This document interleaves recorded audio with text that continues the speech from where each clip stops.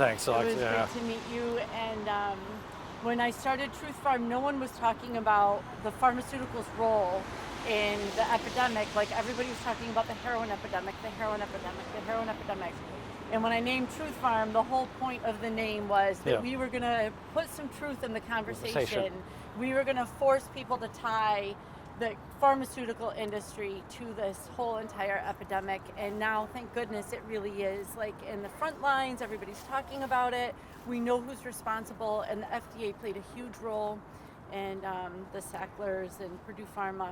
In particular. And I lost my son, and we have another mom here who lost her son, and a gal who lost her brother. So we're personally impacted. And yeah.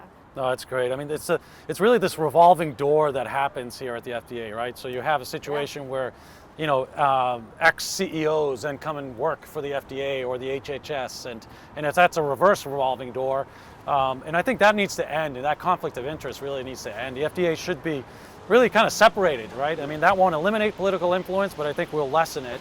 I mean, back in 1995 when OxyContin was approved by the FDA, the then medical review doctor was Dr. Curtis Wright, right? 1995. Basically gives Purdue Pharma 2 years unabated, no competition, right? And what does he do? 1997, he goes to work for Purdue Pharma. I mean, what kind of conflict of interest is that, right? So you have one of the most addictive medicines in the world approved, and then this guy goes to actually work for the company. Right. It's ridiculous, right? So that needs to end. You had 340 congressional staffers actually go to work for pharma and lobbyists, right, as well over the last few years. So the conflict is there, and that needs to be eliminated. And on top of that, we're seeing more and more prescriptions, higher doses coming out, right? So higher, stronger and stronger medicine, Dasuvia. So it just never ends.